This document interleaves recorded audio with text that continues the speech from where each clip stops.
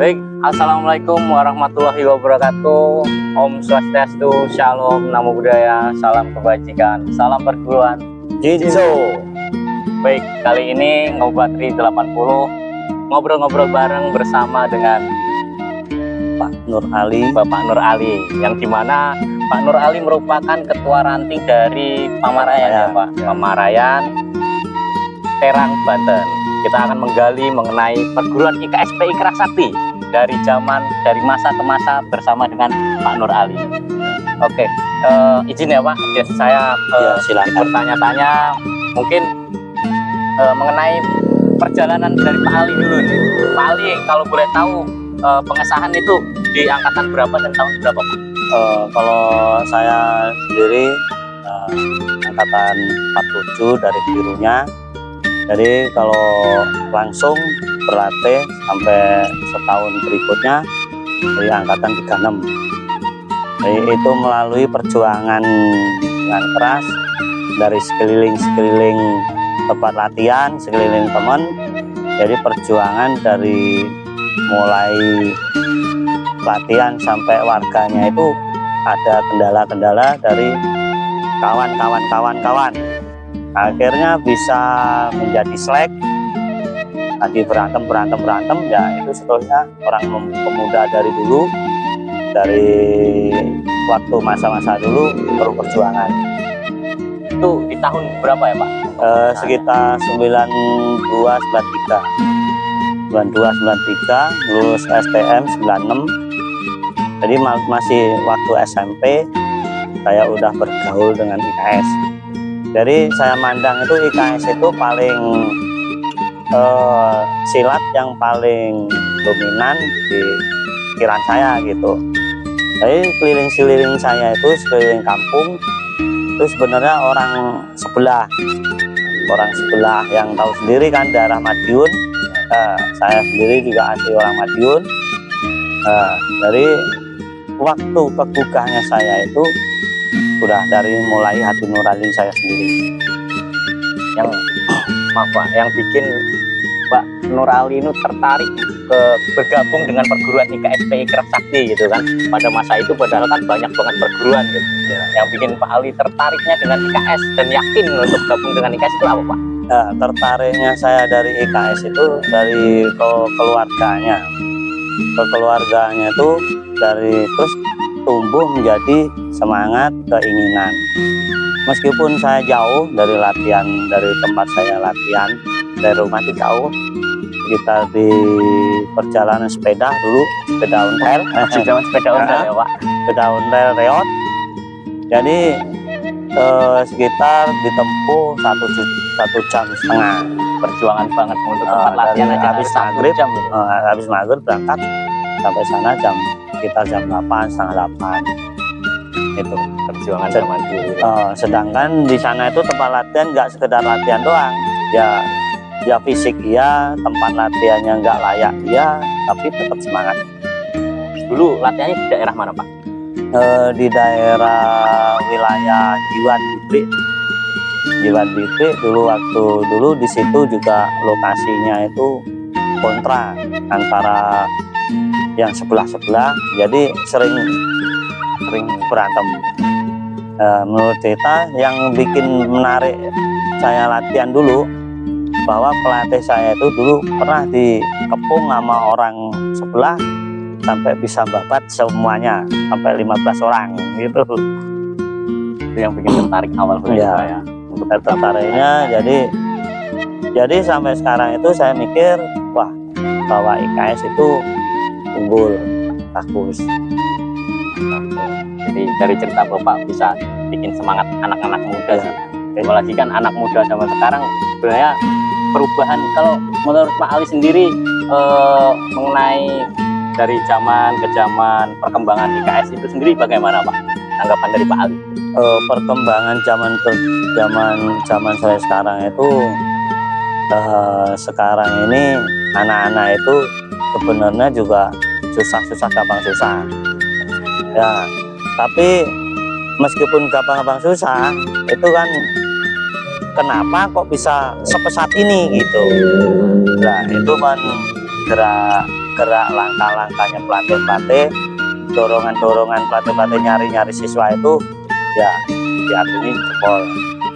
Nah, kalau dari dulu kan siapa yang semangat, siapa yang ingin jadi pendekar, ya itu dia itu pilihan. Nah, apalagi yang dipimpin secara langsung dari Pak Totong, guru besar kita. Jadi ada bisa nggak bisa, ya jadi pendekar nggak jadi pendekar itu pilihan kalian, pilihan kita. Berarti di zaman itu masih bertemu langsung dengan guru besar ya Pak? Oh iya, jadi didikan dari guru besar itu sampai sekarang itu masih terngiang di kuping, di telinga. Jadi apa yang dikatain guru besar, apa yang dikatain zaman sampai sekarang ya harus diikutin. Kayak contohnya dimanapun bumi itu dipijak, kamu nyari saudara, dan itu yang paling penting. Makanya semua dari provinsi mana-mana pun kalau ketemu ya akhirnya keluarga Semboyan kita. ya semboyan gitu. Terus kalau saya penasaran nih Pak, untuk metode latihan dari guru besar sendiri dulu zaman dulu tuh seperti apa sih Pak? Sampai kalau saya lihat kan benar dengar cerita sejarahnya benar-benar dengan penuh perjuangan banget gitu untuk pengembangan, apalagi dengan background bahwa Madiun itu udah kampung pesilat gitu kan pada zaman itu bisa Gubes tuh bisa sampai mampu gitu. Menurut Pak Ali, cara Gubes untuk menarik anggota itu seperti apa Pak, yang bisa membuat orang anggotanya itu semangat sampai kalau dilihat kan sampai sekarang masih aktif gitu, senior yang dari masa zamannya Gubes sampai sekarang itu masih semangat untuk mengembangin itu. Mungkin ada motivasi dari Gubes tersendiri untuk ketika mempunyai siswa atau anggota pengusaha zaman dulu itu ada pesannya nggak Pak? Oh, betul Mas, dari dulu itu dari guru besar itu dari waktu mau pengesahan itu udah dididik. Jadi dididiknya itu zaman dulu itu secara kekerasan tapi ngerangkul gitu. Keras dalam latih tapi keras dari tes, tapi dalam pelatihan rangkul biasa gitu. Jadi keinginan untuk berlatih itu nggak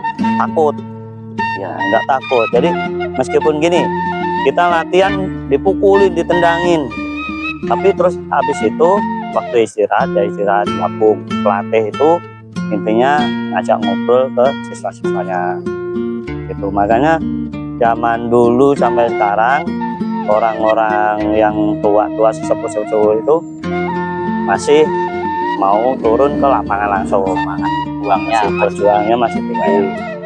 Jadi pengetesannya itu nggak asal ngetes. Jadi motivasi ngomongan nanti kalau kamu jadi siswa jadi pelatih seumur itu pun jadi pelatih maksudnya bisa buat pikiran sama siswa-siswanya. Jadi bisa buat bayang-bayang gitu. Jadi semangatnya itu masih ada, Juangnya selalu ada dan mengembara terus Pak ya. Walaupun kalau dilihat kan termasuk Pak Ali tersendiri kan juga punya keluarga di mana masih bisa gitu mengembangkan. Dan perlu digarisbawahi juga sih, saya juga salut kalau sama Pak Ali di mana masih mengembangkan di wilayah Pamarayan gitu kan, membuka tempat latihan dan bisa cara Pak Ali tersendiri untuk memberi semangat anak-anak muda itu seperti apa sih Pak untuk pengembangan tempat latihan atau pengembangan IKS di wilayah Pamarayan tersendiri Pak? Kalau untuk ngasih motivasi ke anak-anak ini ya cara saya ini ya itu bikin nyaman siswa dengan cara apapun yang siswa keluhin ya kita harus berpikir, kita harus ngalah. Pelatih itu harus ngalah bukan kalah ibaratnya. Jadi contohnya kalau siswa ini males-malesan, nah kita harus gimana caranya biar nggak males, datangi ke rumahnya, jemput, suruh latihan. Datangi ke rumahnya, jemput, suruh latihan. kita ngalah bukannya untuk kalah. Jadi kita harus nggak boleh egois. Jadi ngasih informasi, ngasih larangan ini, tapi siswa ini maksudnya ini siswa disuruh larangan ini, tapi kita yang nyuruh nggak sesuai dengan omongan. Nah gitu. Ya itu motivasi saya, yaitu harus kita ngalah tapi nggak kalah. Intinya siswa itu harus ditarik benar-benar dirangkul gitu, nah, Pak. dirangkul. Nah, gitu. Kalau boleh tahu, kalau boleh cerita nih Pak, perjalanan Pak Ali dulu masih SMP Pak ya, bergabungnya SMP, dengan IKS SMP kelas 2. itu bergabung terus berlatih sampai menjadi tingkat 1 sampai menjadi tingkat 2 itu seperti apa sih Pak perjuangannya? Mungkin kalau zaman segitu itu ada mengenai izin dari keluarga dan lain-lain, itu sempat bermasalah nggak sih Pak untuk Pak Ali? Karena kan banyak banget nih anggota-anggota yang siswa-siswa juga yang pengen gabung, tapi kadang dari orang tuanya ada larangan-larangan atau ketakutan tersendiri untuk orang tua. Kalau pesan dari Pak Ali untuk orang tua nih, biar apa untuk bisa mengizinkan anak-anaknya seperti apa? Ya kayak mengingat zaman dulu waktu mau latihan Mas ya, ini dari orang tua saya, segi orang tua saya ini dulu emang ngizinin penuh. Soalnya dari segi sekeliling kampung saya itu ada salah satu perguruan yang arogan. Jadi orang tua saya itu nggak boleh anak saya ini ibaratnya jadi arogan. Jadi pas waktu saya latihan itu banyak kendala. Banyak kendalanya itu yaitu yang ngadepin nama anak-anak arogan itu. Makanya orang tua saya dorong bahwa ikut latihan IKS saja. Nah, IKS itu dipandang sama orang tua saya itu bagus.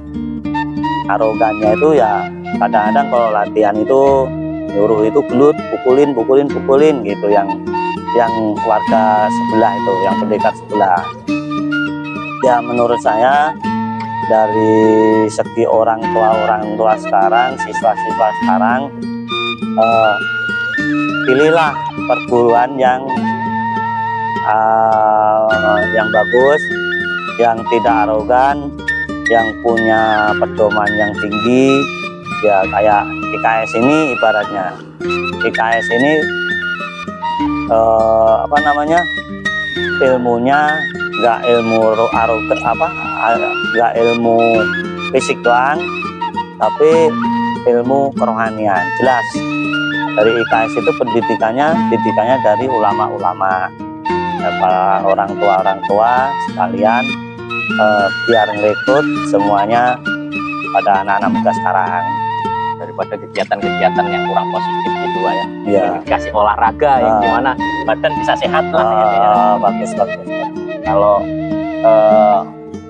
mau berbicara mengenai oknum-oknum nih Pak, kan banyak banget sekarang itu jadi kontranya mengenai oknum-oknum, terus bentrok, itu kan efeknya ke perguruan tinggi banget nih Pak. Terus tanggapan dari Pak Ali sendiri gimana sih Pak dengan oknum-oknum seperti itu yang mengatasnamakan perguruan, mengatasnamakan background perguruannya dengan bentrok-bentroknya itu, padahal kan menyayangkan sekali. Mungkin ada pesan dari Pak Ali untuk para pelaku-pelaku ini agar lebih memikirkan lagi atau bisa merubah cara pikir mereka itu seperti apa Pak? Ada pesan-pesannya nggak Pak? Motivasinya? Buktinya kalau arogan kayak gitu dari dulu sampai sekarang masih ada. Itu nggak bisa mau dirubah, nggak bisa lah. Kalau dirubah itu cuman ibarat media doang. Ya terbukti sampai sekarang di mana-mana juga tetap aja berantem. Menurut saya ya motivasi saya yang khususnya pada IKS, hindari masalah oknum-oknum kayak gitu, carilah pendidikan silat yang bagus, pendidikan yang terarah gitu. Jadi udah kebukti terarahnya silat IKS sudah terbukti nyata, itu aja. Jadi benar-benar zaman dulu menghadapi, nah Pak Ali nih, mengenai zaman dulu kan terkenalnya sangat kan keras banget nih mengenai latihannya. Metode keras tersendiri di zaman itu menurut Pak Ali itu seperti apa Pak? Kan dari zaman ke zaman, dari masa ke masa itu banyak banget perubahan, banyak banget revisi ataupun evaluasi gitu. Menurut Pak Ali sendiri bagaimana Pak? Sampai saat ini gitu. Dan menimbulkan, kan sekarang anggota kita udah banyak banget nih Pak, udah tersebar di mana-mana. Nah, untuk tanggapan Pak Ali sendiri mengenai hal ini? Ya emang dari dulu sampai sekarang itu udah banyak berubah emang. Dari dulu itu arogannya itu udah merata, tiap perguruan manapun dimusuhin, dan perguruan ini dimusuhin gitu, dengan satu orang perguruan kayak gitu. Sekarang ini udah banyak berubahnya, meskipun masih ada oknum-oknum salah satu ya, masih ada perubahan, udah ada perubahan. Jadi kita ikutin aja zaman sekarang. Kalau mikir zaman dulu kan kita pusing, bener. Ikutin zaman sekarang aja. Jadi ikutin apa yang kita mau, ikutin yang silat apa yang kita inginkan. Nah, mudah-mudahan IKS tetap jaya, tetap berkembang pesat, jangan sampai kita ngecewain sama pelatih-pelatih kita intinya ya. Soalnya dari pelatih-pelatih kita itu juga dididik, ingatlah pelatihmu sebelum ingat sama teman-temanmu. Jadi pelatih dulu yang diingat, baru teman-teman kita angkatan gitu. Ya perubahan-perubahan dari dulu sampai sekarang ya itu emang kebukti sekarang. Sekarang jarang bentrok, jarang adu fisik. Nah itu perubahannya. Udah menurun. Walaupun masih ada. Iya masih ada oknum-oknum yang tertentu. Kalau Pak mengenai sejarah, menurut Pak Ali sendiri mengenai keilmuan IKS tersendiri untuk manfaat diri kita ya, selama Pak Ali mengikuti IKS itu bagaimana Pak? Mungkin bisa diceritakan. Ya mengenai sejarah itu sebenarnya penting lah. Tapi sejarah melalui dulu sampai sekarang ini sejarahnya itu udah beda. Sejarahnya dulu waktu ilmu pertama, kedua, ketiga itu masih wujud tulisan Arab. Nah, udah denger ya, udah masih wujud tulisan Arab. Terus bapak guru besar kita itu dari IKS itu berpikir bahwa persilatan IKSP Kerasakti itu bukan cuman punyaan orang yang bisa bahasa Arab kan. Ya kalau seumpama dibikin bahasa Arab terus itu berkembangnya akan sulit. Makanya dibikin tulisan Indonesia, tulisan huruf ajab Indonesia. Dengan ilmunya dikurangin setapak-setapak, dari ilmu yang berbahaya sampai ilmu yang umum. Soalnya kalau diliatin sekarang seterusnya itu anak-anak sekarang ini, anak-anak yang dulu sampai sekarang itu berubahnya itu melalui kayak merayap. Jadi tambah kurang, makanya ilmunya zaman dulu, ilmu yang sesepuh dulu dikurangi dikit. Yang ada aja yang perlu, kalau kayak ilmu pengobatan, ilmu semacam itu masih utuh. Ya kekuatan ilmunya juga masih utuh. Cara doanya, cara-caranya juga masih utuh. Cuman yang dikurangin yang ilmu-ilmu yang zaman dulu, yang ilmu yang bahaya gitu. Berarti mengikuti zaman. Mengikuti zaman. Bukes sudah punya pandangan kedepannya mengenai Iya, doa-doa ini. iya, Mas. Udah ngikutin, udah nerawang bahwa besok seumpama tahun tambah tahun itu udah berbeda orang, berbeda didikan, berbeda segala macam. Makanya daripada ilmu itu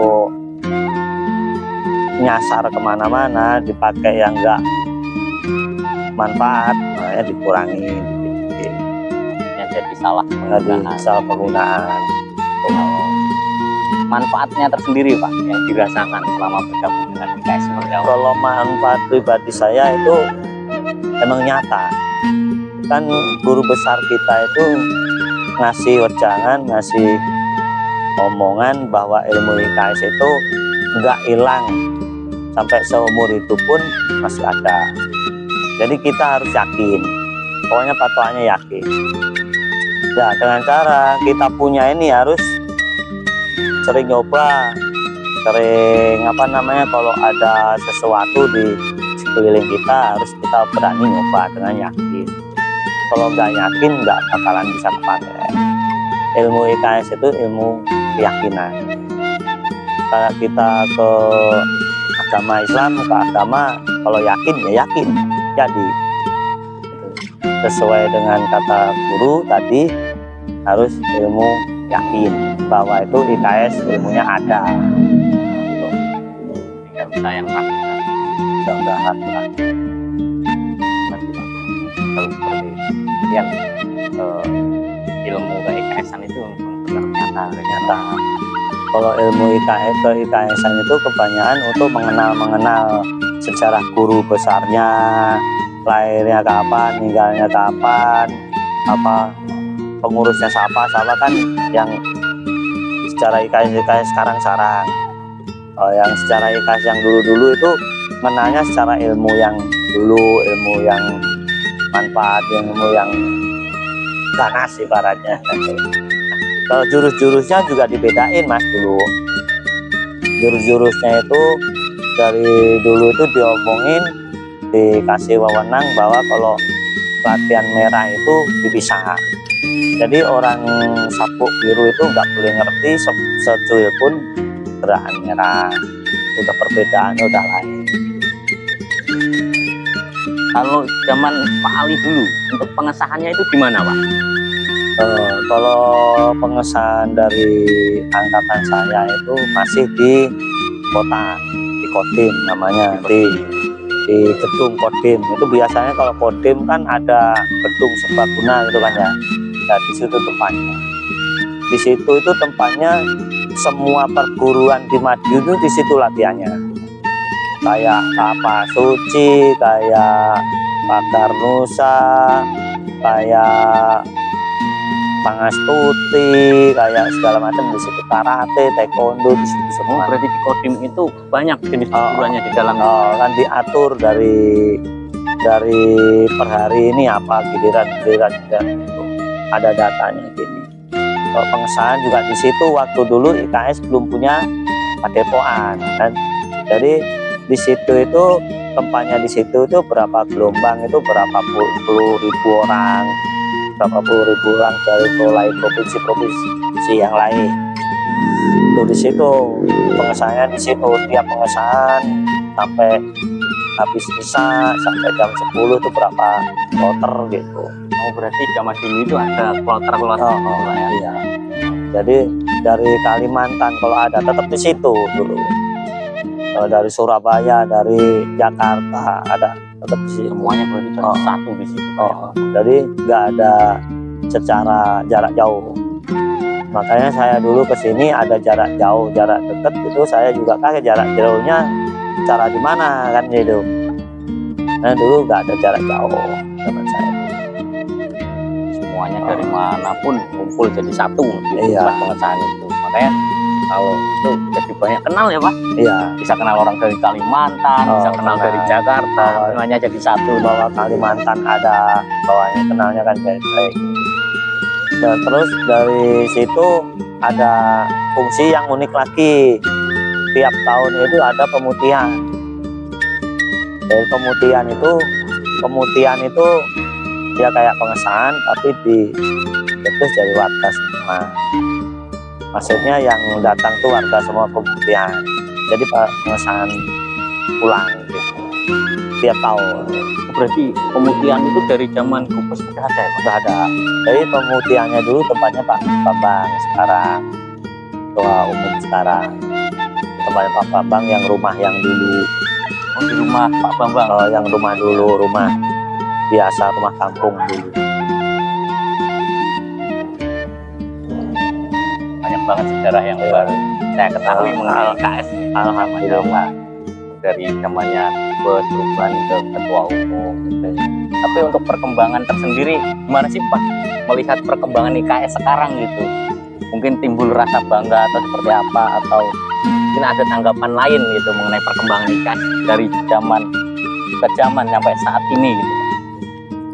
Dari segi hati nurani orang IKS, perkembangan zaman sekarang, perkembangan pesat sekarang atau alhamdulillah bagus.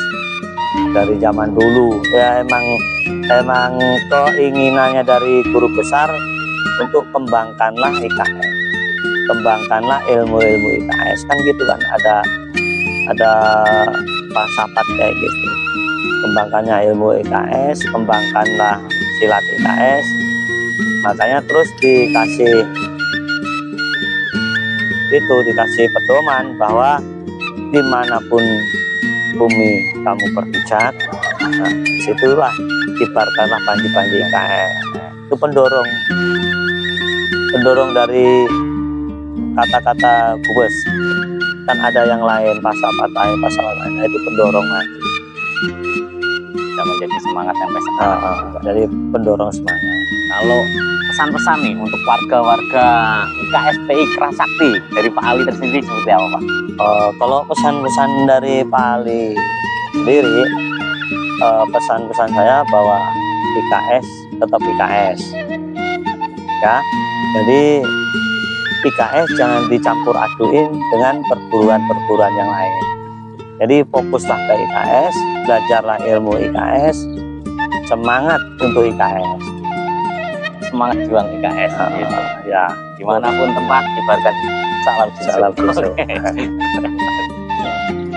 Kalau untuk motivasi untuk siswa-siswanya Pak, nah, banyak banget siswa-siswa sekarang kan, motivasi dari Pak Ali sendiri seperti apa biar semangat nih dia step-stepnya untuk menjadi anggota? Motivasi saya buat siswa-siswa dimanapun ranting di seluruh Serang ya Mas ya, seluruh Serang, meskipun dari Indonesia pun, motivasi saya ya tetap semangat aja. Pendorongnya saya ya tetap semangat, jangan mudah menyerah. Jangan pantang menyerah. Kalau dilihat sekarang kan perkembangan IKS semakin pesat. Kadang melihat seperti itu tuh ada sedihnya, ada bangganya, ada bahagianya gitu ya Pak. Dimana kalau dilihat kan perkembangan IKS itu tidak luput dari perjuangan para pelatih-pelatih termasuk para senior-senior ya. Dimana bagus. Yang dulu kan di satu titik gitu Pak ya, waktu zaman Gubes itu kan pengesahan masih satu titik seperti itu ya, mengembangkan di daerah-daerah. Sekarang hampir di seluruh wilayah di Indonesia sampai mancanegara udah mulai banyak banget perguruan IKSPI Kerasakti tersendiri gitu Pak. Apalagi di cabang Serang juga kan banyak gitu Pak. Kalau tanggapan Pak Ali sendiri untuk mengenai di cabang Serang sendiri gimana Pak? IKS perkembangan di cabang Serang? IKS di cabang Serang saya lihat-lihatin juga agak berkembang ya. Udah banyak bermunculan patlat-patlat yang ingin mengembangkan IKS. Dari itu motivasi dari pelatih-pelatih yang dididik sama pelatih yang sebelumnya itu bagus. Di Serang alhamdulillah ya, saya acungi jempol. Saya bangga dengan bergabungnya dari Serang, bangga jadi IKS, itu aja Mas. Berarti tetap tanamkan bangga bangga jadi warga IKS. seperti kata-katanya ketua umum ya. Ya, Tidak ada perguruan lain selain IKS. di diri saya selain IKS. Saya kira itu menjadi motivasi untuk Iya, seluruh iya. anggota untuk pengembangan. Terus motivasi juga dari Pak Ali mengenai mungkin banyak banget pelatih ini yang pengen membuka tempat latihan tapi ragu, ataupun ada keinginan tapi belum bisa, atau masih ada kendala keyakinan. Itu seperti apa Pak menurut Pak Ali? Kalau saya pribadi ya itu tergantung dengan orang yang bersangkutan. Orang yang bersangkutan pengen buka bener IKS, pengen buka bener tempat latihan, ya udah buka aja. Nah, nanti kan setelah buka, nanti dari seniornya itu otomatis kan buntutin dari belakang. Ya itu motivasi saya ya. Udah ikutin aja apa kata hati kalian, pengen buka IKS, buka aja. Ya mudah-mudahan dengan semangatnya buka latihan itu tambah berkembangnya IKS di Serang. Serang di Banten, Banten di Indonesia, khususnya Serang. negara itu. Umumnya negara. Saya dulu pernah dengar gini Pak mengenai sejarah guru besar, yang dimana guru besar kalau dulu ke tempat latihan itu hanya menggunakan kendaraan beliau, yaitu sepeda motor, keliling tempat latihan. Mungkin Pak Ali yang pernah bertemu langsung dan pernah dilatih langsung dengan guru besar itu seperti apa sih Pak cerita aslinya seperti itu? Mengenai perjalanan beliau melihat tempat latihan, kalau perjalanan beliau melihat latihan itu ya kayak kita ini perlu dicontoh Mas. Kita perlu dicontoh. Kita itu di Serang ini kan banyak latihan tuh baratnya. Ya kita itu sebagai pemimpin itu harus sering ngeliatin tempat-tempat latihan gitu. Ya itu nyontohnya ke Bapak Totongnya, Bapak guru besarnya. Contoh ketua cabang itu kan punya sekarang ini kan punya prinsip ngeliatin tempat latihan. Nah itu bagus. Jadi biar maksudnya itu biar mengenal bapak ini bahwa bapak ini guru besar. Nah, sudah jelas dari pelatihnya dikasih terangan ke siswanya bahwa ini guru besar. Akhirnya kenal kan Mas. Kenal kan akhirnya. Jadi bahwa melalui kenalnya itu nanti bisa buat omongan ke anak buahnya yang dulu, yang besok, yang kedepannya, bahwa saya ini pernah ketemu Pak Totong gitu kan. Jadi nanti dengan sendirinya kan pasti ada foto ini, nah bahwa ini saya tuh. Jadi dari anak buahnya siswanya itu, oh iya ini guru besar bisa sama pelatih saya kan, motivasinya kayak gitu. Nanti jas merah ya Pak, jangan melupakan sejarah. Karena Sejarah itu dari guru besar perlu kita ikuti. Kita kenal ke siswa-siswa kita, motivasi buat semangat siswa-siswanya, tambah rasa cintanya, rasa bangganya semakin timbul. Iya, perlu dicontoh. Ya itu kuncinya, perlu kita datangin tempat-tempat yang silaturahmi lah ya. Semakin silaturahmi semakin erat, dan nanti kan semangat juangnya juga semakin kencang. Kita juga bisa tahu siswa-siswanya, wah ini siapa tahu. Ayo ngopi dulu. Ada ya.